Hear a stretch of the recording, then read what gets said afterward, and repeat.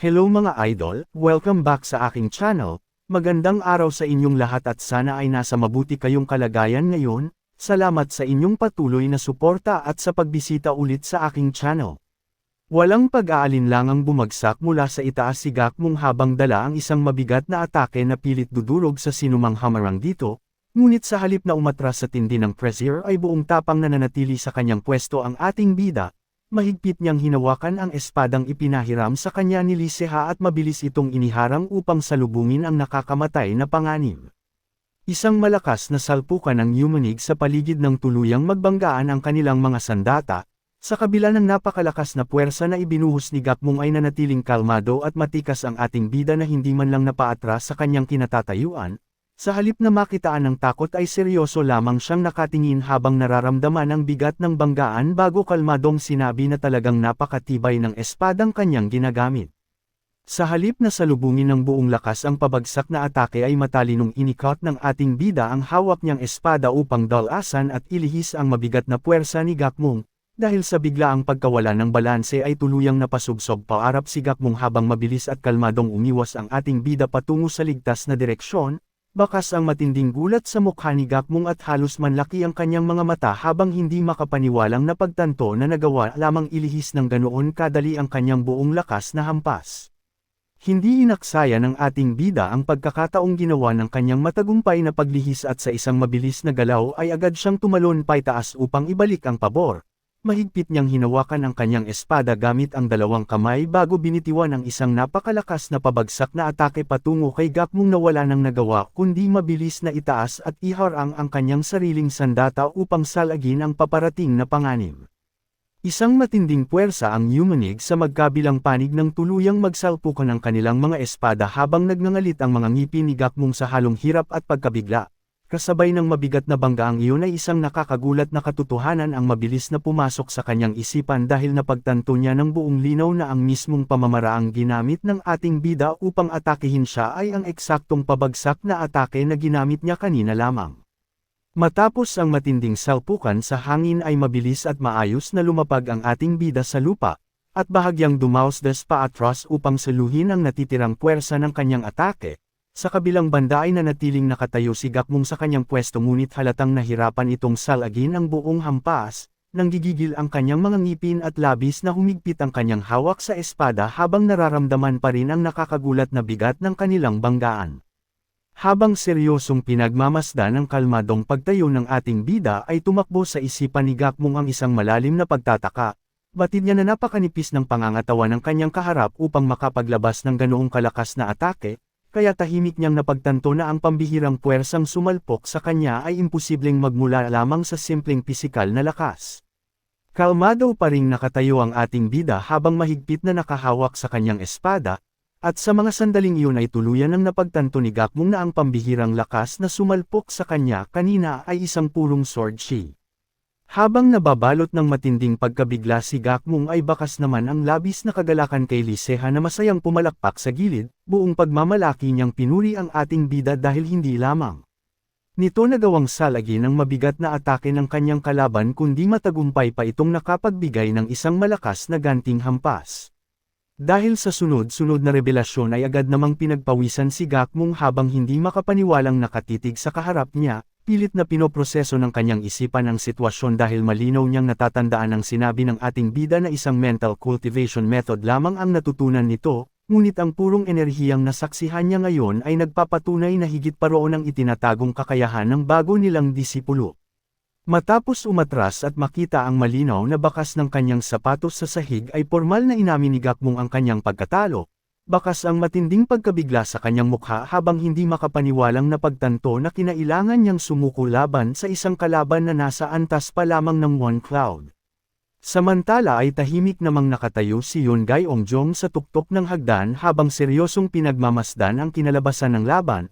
Mahinahon niyang idineklara na kung totoo mang mental cultivation method pa lamang ang natututunan ng ating bida ay walang dad ang ipinanganak itong isang tunay na henyo sa paggamit ng espada. Dahil sa pambihirang kakayahang ipinakita nito ay buong kumpiyansang sinabi ni Yun Gyeongjong na ang ating bida ang tiyak na magdadala ng bigat at kinabukasan ng kanilang buong samahan sa susunod na 50 taon.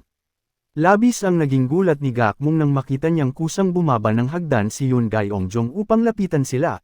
Hindi makapaniwala ang kanyang isipan dahil matagal na panahon na simula nang huling bumaba ito mula sa kanyang pwesto para lamang mga siwa ng isang pagsusulit.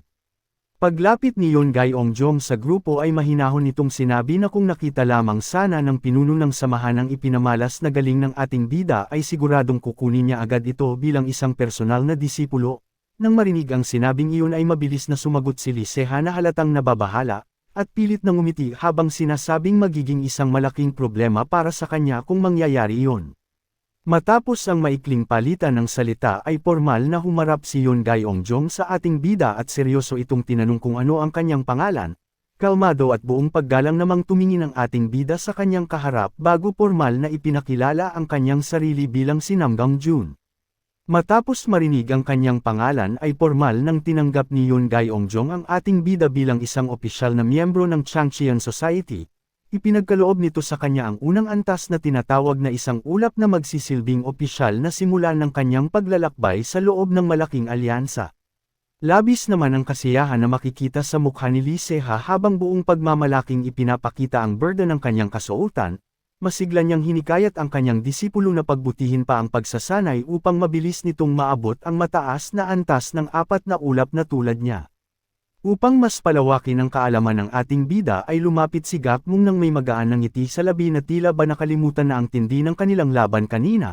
Mahinahon nitong ipinaliwanag na ang buong hierarkiya at kapangyarihan sa loob ng kanilang samahan ay mahigpit na nakabase sa bilang ng ulap na iginagawad sa bawat miyembro.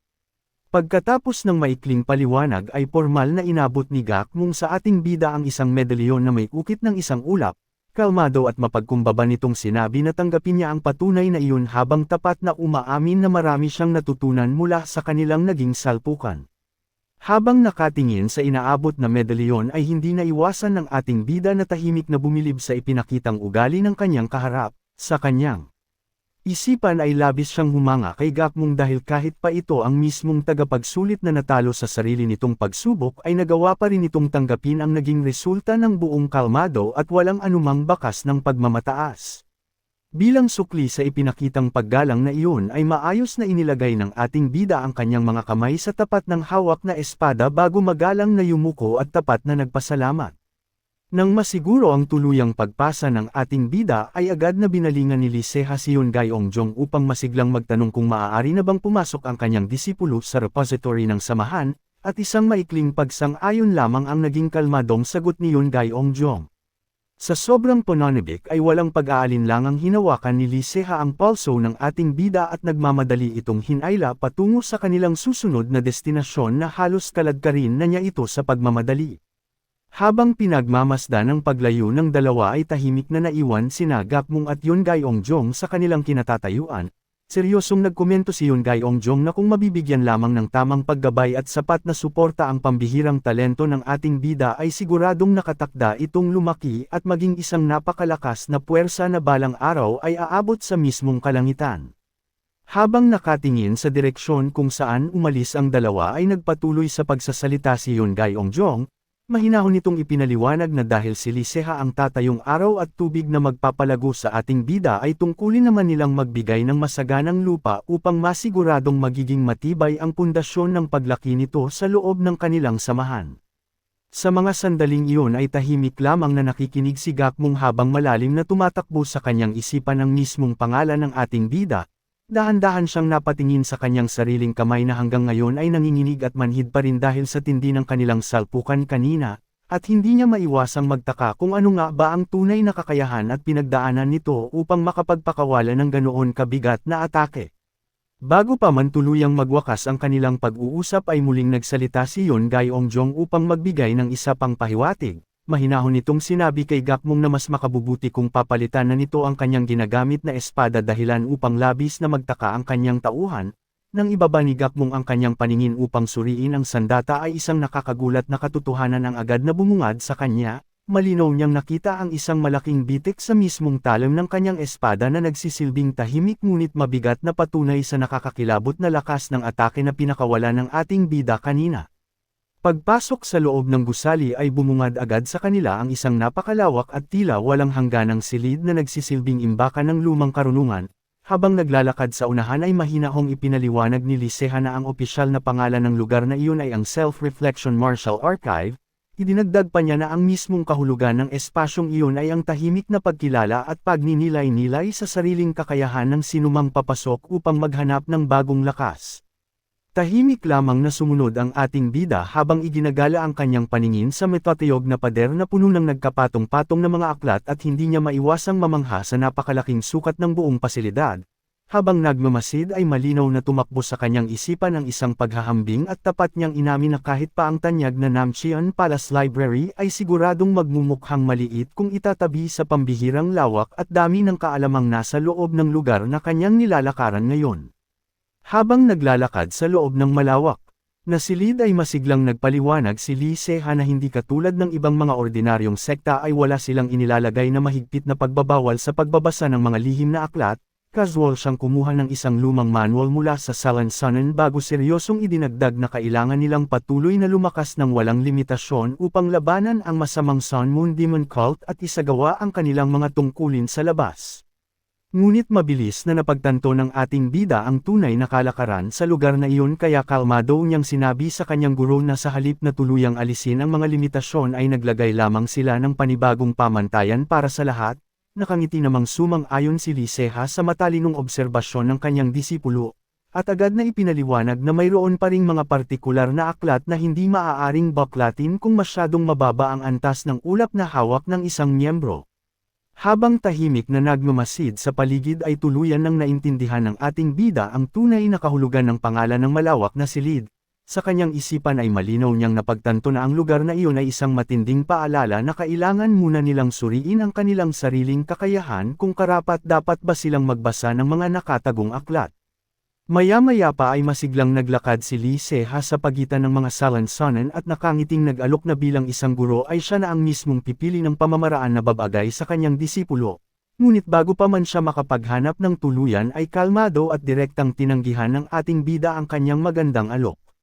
Nang lumingon si Liceha ay nakita niya ang ating bida na maayos na nakatayo habang nakapatong ang isang kamay sa dibdib, taglay ang isang seryoso at determinadong ekspresyon ay formal nitong sinabi na nais niyang siya mismo ang humanap at pumili ng sarili niyang manual na pag-aaralan. Saglit na natigilan si Liceha nang marinig ang magalang na pagtanggi ng kanyang disipulo, ngunit sa halip na menes ay dahan-daang lamambot ang kanyang ekspresyon hanggang sa isang nakakaunawang ngiti ang gumuhit sa kanyang mga mata. Nakita niya marahil ang determinasyon sa desisyong iyon kaya hindi na siya nagpilit pa na pangunahan ang pagpili. Habang magkaharap silang nakatayo sa gitna ng malawak na silid ay maluwag na pumayag si Liceha sa nais ng ating bida, at tanging hiniling lamang nito na siguraduhing ipapakita sa kanya ang anumang manual na mapipili nito sa huli, maikli at buong paggalang namang sumang-ayon ang ating bida sa simpleng kondisyong iyon upang tuluyan ng makapagsimula sa kanyang sariling paghahanap.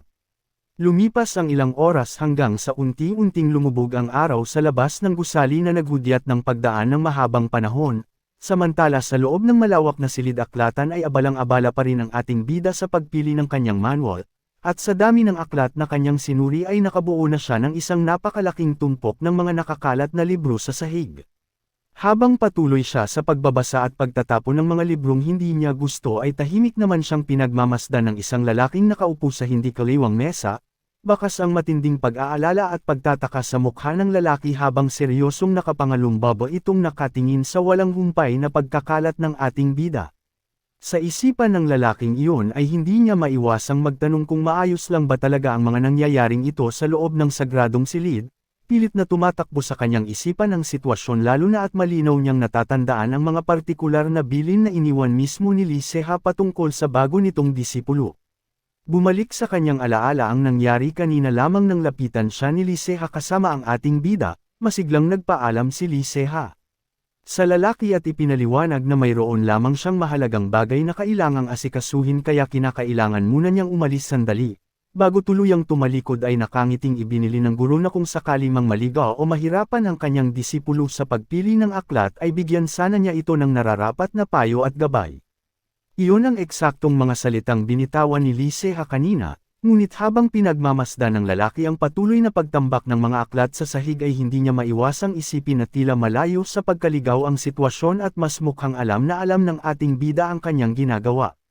Isa na namang aklat ang walang pakialam na ibinagsak ng ating bida sa lumalaki ng tumpok ng mga libro sa lapag. Habang patuloy siya sa mabilis at sunod-sunod na paglipat ng mga pahina ay hindi na mapigilan ng lalaki na magtaka sa kanyang isipan kung talagang binabasa ba nito ang mga nakasulat.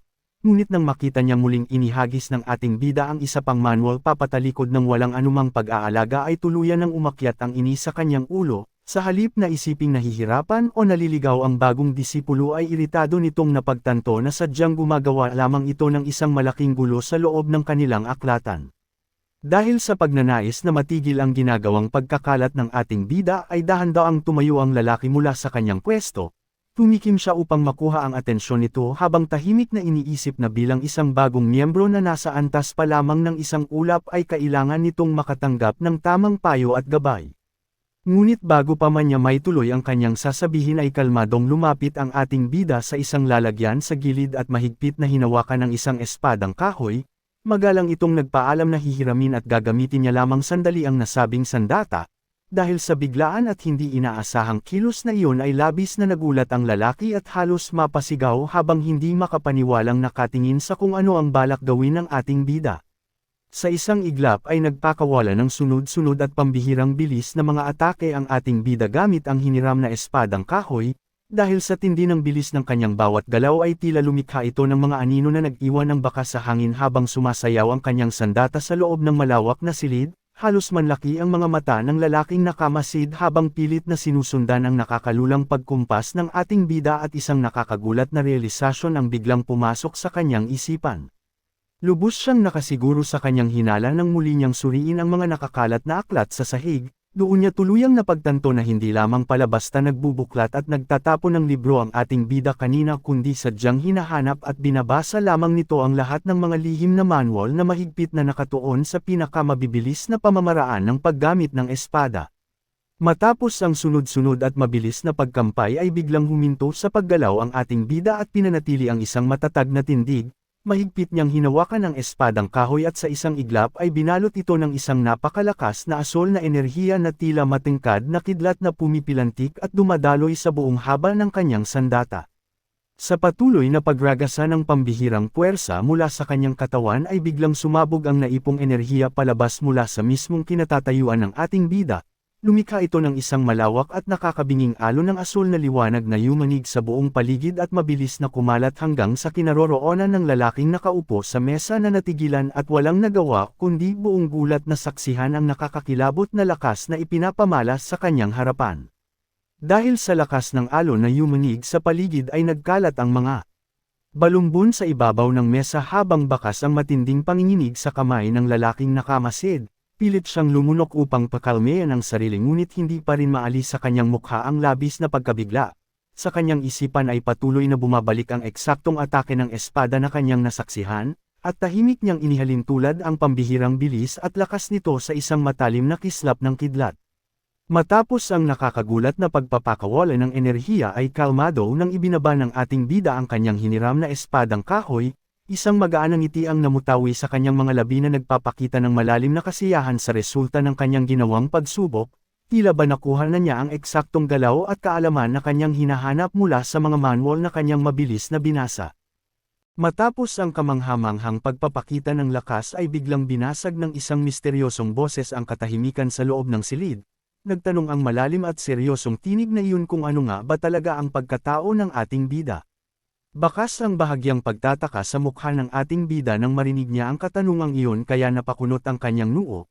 Nang ibaling niya ang kanyang paningin sa direksyon ng boses ay isang nagtatakang reaksyon ang lumabas sa kanyang mga labi. Malinaw niyang nakita ang lalaking nakabantay sa aklatan na nakatayo sa likuran ng mesa ngunit ang mas nakakagulat ay ang isang malaki at nakakatakot na balto ng anino na tahimik na nakatayo sa mismong likuran nito. Muling umalangaw-ngaw ang misteryosong boses na iyon na nagmumula sa madilim na anino at mariing inulit ang katanungan kung ano nga ba talaga ang ating bida.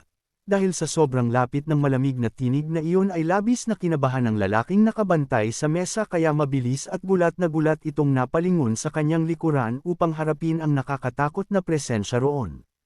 Mula sa madilim na anino ay tuluyan nang nagpakita ang nagmamay-ari ng misteryosong boses, isa itong lalaking may mahaba at mapulang buhok na nababalot ng isang nakakatakot na pulang enerhiya habang nakahalukip-kap na nakatayo sa harapan nila, seryoso at malamig nitong tinukoy ang mga pambihirang galaw ng espada na ipinamalas ng ating bida kanina lamang. Nang makita ang kakaibang presensya ng lalaki ay labis na nagtaka ang ating bida. Tahimik siyang nagtanong sa kanyang isipan kung ang nakapalibot na nakakakilabot na aura sa kanyang kaharap ay ang mapanganib na demonic chi. Habang mahigpit na hawak ang kanyang espadang kahoy ay seryoso at maingat na pinagmasdan ng ating bida ang lalaki, hindi siya makapaniwala at patuloy na naguguluhan ang kanyang isipan kung paano nakapasok ang isang taong nagtataglay ng ganoong klaseng masamang enerhiya sa mismong pinakapuso ng Changqian Society. Labis ang kanyang pagtataka kung paano nangyari ang ganitong mapanganib na sitwasyon sa loob ng kanilang mahigpit na binabantayang silid-aklatan.